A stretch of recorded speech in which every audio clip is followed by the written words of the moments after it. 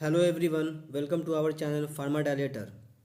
तो पिछले वीडियो में हमने स्टार्ट किया था डायबिटीज़ मेलिटस।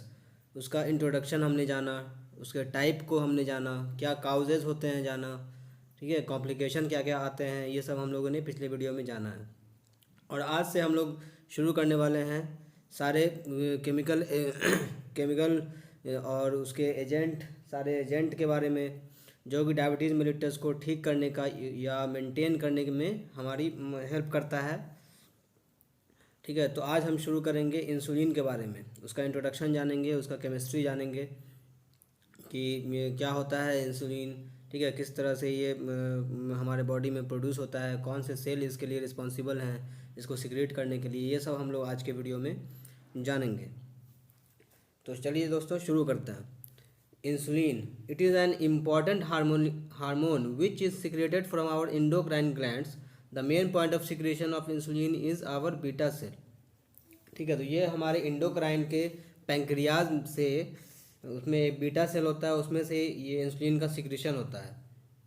ठीक है, तो वहाँ पे बहुत सारे पैंक्रियाटिक सेल होते हैं जो इंसुलिन और ग्लूकागॉन दोनों को ही सिक्रेट करने के लिए रिस्पॉन्सिबल हैं। ठीक है, तो its main role is when we take any glucose contain food, the insulin is regulate और मेंटेन द ग्लूकोज लेवल। ठीक है, तो जब भी हम कोई भी खाना खाते हैं, ठीक है, तो उसमें ग्लूकोज होता है, तो वो ग्लूकोज जो है वो हमारे बॉडी में आता है, तो उसको सेल तक पहुंचाने का काम जो है वो इंसुलिन का है। अगर हमारे बॉडी में इंसुलिन नहीं होगा तो वो ग्लूकोज का रेगुलेशन नहीं हो पाएगा, ग्लूकोज हमारे एनर्जी के लिए यूज़ नहीं हो पाएगा। तो बहुत ही इम्पॉर्टेंट हार्मोन है ये इंसुलिन, जो हमारे ग्लूकोज को मेंटेन रखता है हमारे बॉडी में। ठीक है, it is also carry glucose to our body cells. Okay, और उसके बाद हम लोग जानेंगे ये फूड क्या करता है, कन्वर्ट करता है हमारे, जब हम लोग लेते हैं फूड तो वो कन्वर्ट होता है ग्लूकोज में, और ग्लूकोज जो है वो इंसुलिन के थ्रू हमारे बॉडी में पहुंचता है।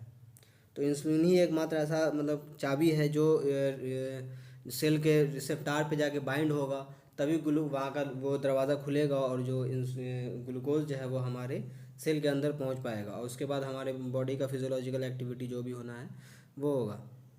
ठीक है, तो जैसा कि हम लोगों ने पिछले वीडियो में देखा था कि टाइप 1 के केस में हमारे बॉडी में एकदम ज़ीरो इंसुलिन बनता है, इंसुलिन रहता ही नहीं है। तो हम लोग क्या करते हैं कि एक्सटर्नल सोर्स से इंसुलिन लेते हैं। और टाइप 3 के केस में भी देखा, जैसे हम लोग पैंक्रियाक्टोमी करते हैं तो उसमें इंसुलिन नहीं बनता है हमारी बॉडी में, तो उस टाइम भी हमें इंसुलिन बाहर से ही चाहिए होता है। ठीक है, तो ये हो गया इसका इंसुलिन के बारे में हम लोगों ने जाना कि उसका सिक्रेशन कहाँ से होता है। ठीक है, तो इसका सिक्रेशन होता है आइसलेट ऑफ लैंगरहैंस के पैंक्रियाटिक सेल से, बीटा सेल से। और रोल हम लोगों ने जाना कि इसका रोल क्या है, तो रोल इसका है कि ये हमारे बॉडी में ग्लूकोज के लेवल को मेंटेन रखता है, घटने नहीं देता है, या ज़्यादा बढ़ता है तो फिर उसको भी मेंटेन करता है। ये दोनों ही काम हैं। अब हम लोग जानते हैं कि इंसुलिन की डिस्कवरी कैसे हुई। तो हमारे साइंटिस्ट थे सर बैंटिंग एंड बेस्ट, जिन्होंने 1921 में पैंक्रियाटिक एक्सट्रैक्ट निकाला था, जिसको हम लोगों ने बाद में इंसुलिन का नाम दिया। तो 1921 में इसकी खोज हुई थी। तो ये कैसे पता चला कि ये इंसुलिन है, या ये इसको जो मतलब कि इंसुलिन है और ये शुगर में काम करता है। तो एक चाइल्ड के ऊपर उन्होंने एक्सपेरिमेंट किया था, जिसको जो डायबिटीज़ का पेशेंट था, तो उस पर इन्होंने ये पैंक्रियाटिक एक्सट्रैक्ट को अप्लाई किया, जिसके बाद क्या हुआ कि वो बच्चे पे काफ़ी ज़्यादा मतलब सुधार हुआ, और वो धीरे धीरे वो हेल्दी होने लगा। तो उसके बाद से ये समझ में आया कि इंसुलिन जो है वो बाहर से देने पर हमारे बॉडी में डायबिटीज़ के केस को ख़त्म करता है। जिसके बाद से जो है बल्क में इंसुलिन का प्रोडक्शन स्टार्ट हुआ। ठीक है, अब हम लोग जानते हैं आइसलेट ऑफ लैंगरहैंस के बारे में। आइसलेट ऑफ लैंगरहैंस क्या है? तो हमारा जो पैंक्रियाज है, जो एंडोक्राइन का एक पार्ट है पैंक्रियाज, जिसमें बहुत तरह के 4 तरह के सेल होते हैं। टोटल 4 टाइप के सेल होते हैं, अल्फ़ा सेल, बीटा सेल और डेल्टा सेल। ठीक है, तो अल्फ़ा, बीटा, डेल्टा और पी सेल 4 तरह के सेल होते हैं। तो अल्फ़ा सेल जो है वो ग्लूकागॉन बनाता है। और बीटा सेल इंसुलिन बनाता है, डेल्टा सेल सोमैटोस्टैटिन बनाता है, और पी सेल जो होता है जिसको पीपी सेल के भी नाम से हम लोग जानते हैं, वो पैंक्रियाटिक पॉलीपेप्टाइड बनाता है। तो अल्फा ग्लूकागॉन क्या होता है, ग्लूकागॉन के बारे में जानते हैं हम लोग कि ग्लूकागॉन हमारे बॉडी में जो है वो कभी हम लोग की ग्लूकोज की कमी हो जाती है, तो जिसमें क्या करता है ग्लूकागॉन जो है वो हमारे लीवर में ग्लाइकोजन स्टोर होते हैं, तो ग्लाइकोजन को क्या करता है ग्लूकागॉन, वो ग्लूकोज के फॉर्म में कन्वर्ट कर देता है और हमारे बॉडी में ग्लूकोज को पहुंचा देता है। तो फिर इंसुलिन जो है उसको कलेक्ट करके हमारे बॉडी में इस्तेमाल कर लेता है। ठीक है, तो आज का टॉपिक है हमारा इंसुलिन। तो हम लोग ग्लूकागॉन के बारे में अगले वीडियो में जानेंगे अच्छे से कि ये किस तरह से काम करता है। और इंसुलिन, बीटा सेल से इंसुलिन निकलता है। सोमैटोस्टैटिन जो ग्लूकागॉन और इंसुलिन के दोनों को कंट्रोल करता है कि कोई जिसके वजह से हमारा इंसुलिन ज़्यादा निकले या जितना हमें ज़रूरत है, ये सब सारा चीज़ सोमैटोस्टैटिन के वजह से होता है। ठीक है, तो आइए हम लोग एक चार्ट के थ्रू समझेंगे इंसुलिन किस तरह से काम करता है हमारे बॉडी में।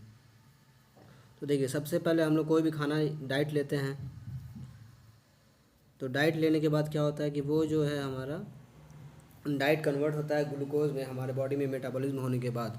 तो ग्लूकोज में कन्वर्ट हो गया हमारा डाइट, तो ग्लूकोज में कन्वर्ट होने के बाद फिर वो ब्लड में जाता है। ठीक है, ब्लड में जाने के बाद फिर उसके बाद हमारे बीटा सेल तक वो पहुंचता है ग्लूकोज। बीटा सेल में पहुंचने के बाद बीटा सेल के अंदर ग्रैन्यूल्स होते हैं छोटे छोटे इंसुलिन के, जो आप देख रहे हैं लाल लाल यहाँ पे डॉट डॉट डॉट दिख रहा है, वो इंसुलिन का ग्रैन्यूल्स है। और ये ब्लैक लाइन से जो है वो ये है बीटा सेल। ठीक है, तो बीटा सेल के अंदर जो है ग्रैन्यूल्स मौजूद हैं, वो बाहर से जो इंफॉर्मेशन आता है कि बीटा सेल के पास ग्लूकोज आया है। इसके बाद क्या होता है, एक्सोसाइटोसिस का प्रोसेस होता है। एक्सोसाइटोसिस का प्रोसेस हुआ, उसके बाद से जो है वो इंसुलिन जो है वो सेल ये बीटा सेल से बाहर निकलता है, रिलीज़ होने लगता है। ठीक है, तो रिलीज़ हुआ इंसुलिन उसके बाद इंसुलिन रिलीज़ होने के बाद क्या होता है कि वो ग्लूकोज को अपने पास ले लेता है, और ग्लूकोज इंसुलिन जो है वो रिसेप्टार को जाकर ये ट्रिगर करता है, वहाँ पे जाके उसको बाइंड होता है रिसेप्टार के ऊपर, और फिर वहाँ से फिर ग्लूकोज हमारे सेल में पहुँच जाता है, और सेल हमारा जो है वो उसको अपने फिजियोलॉजिकल एक्टिविटी के लिए, एनर्जी के लिए इस्तेमाल कर लेता है। ठीक है, तो ये हमारा एक प्रोसेस हो गया। ठीक है, इस तरह से हमारा इंसुलिन जो हमारे बॉडी में काम करता है। ठीक है, और देखिए हमारा जो नेचुरल इंसुलिन जो होता है, जो हमारे बॉडी में बनता है, वो बेसिकली पॉलीपेप्टाइड होता है, synthesized from pre pro insulin.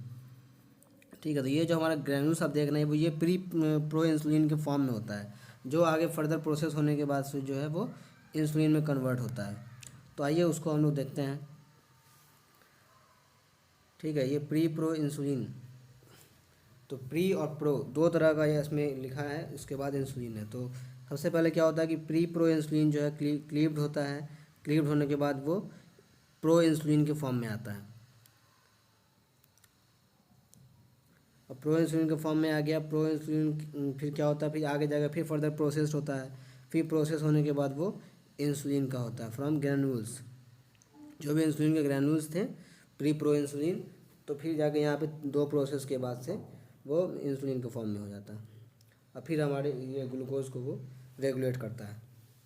ठीक है, तो इंसुलिन हैज़ 2 पेप्टाइड चेन। ठीक है, तो बेसिकली इंसुलिन के पास 2 पेप्टाइड चेन होता है, एमिनो एसिड इसमें होते हैं। तो पहला होता है ए, दूसरा होता है बी। तो ए में जो है हमारे 21 एमिनो एसिड्स होते हैं। ठीक है, इसके बारे में हम लोग डिटेल में जानेंगे अगले वीडियो में। और दूसरा होता है बी में हमारे 30 एमिनो एसिड होते हैं। ठीक है, तो ये टोटल मिला के हो गया कितने, 51 एमिनो एसिड। तो यानी कि हमारा जो नेचुरल इंसुलिन होता है उसमें 51 एमिनो एसिड होते हैं, जिसमें ए में होता है 21 और बी में होता है 30। तो ये हम लोगों ने आज जाना। अब इसके आगे का प्रोसेस हम लोग आगे की वीडियो में जानेंगे। तो आज के लिए दोस्तों बस इतना ही। Thank you.